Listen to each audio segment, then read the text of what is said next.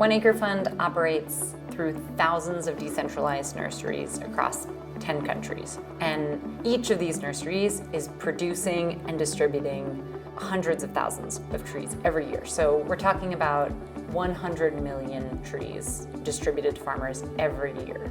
And as you can imagine, that's just not possible to measure on the ground. To help address challenges like this, we have developed 2 high-resolution open-source datasets that offer new ways to monitor restoration performance, reliably, affordably, and at scale. Our tropical tree cover dataset maps trees outside of forests annually at a 10-meter resolution.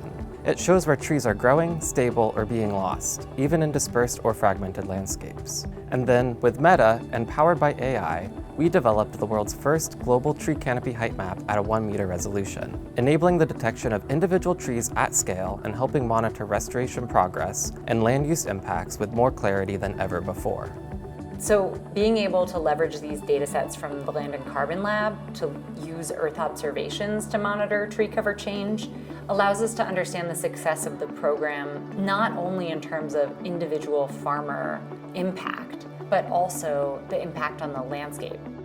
Being able to look at the area surrounding a nursery and see if there's been tree cover change within a 10-minute walking distance, within a 20-minute walking distance, really allows us to understand what that impact has been for all the areas surrounding each nursery. This is the kind of impact we want to make easier to see and scale. That's why all of our data and maps are free and publicly available, so groups like One Acre Fund, local communities, and governments can monitor restoration more effectively and use that insight to direct resources where they will have the greatest impact. For our carbon pilots, we're able to use the canopy height model to now select control sites that are really comparable in terms of their existing biomass.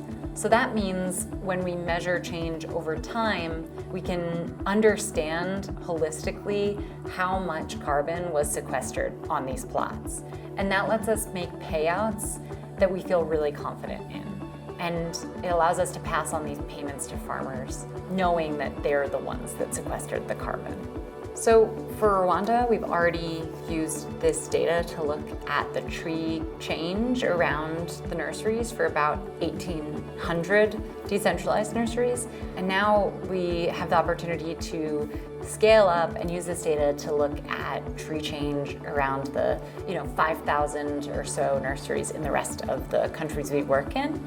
These sites are not large, but there are thousands of them. Monitoring performance across all of them, consistently and accurately, has always been a barrier. Now, though, that barrier is coming down. With the right data in the right hands, restoration can move faster, with more precision, and at a fraction of the cost of traditional monitoring. Mu myaka 7 nkomeje gutanga ibiti urumva kuba ubuso bwacu bugaragara nk'icyatsi kibisi. Ibyo ni ibintu bishimishije cyane kuko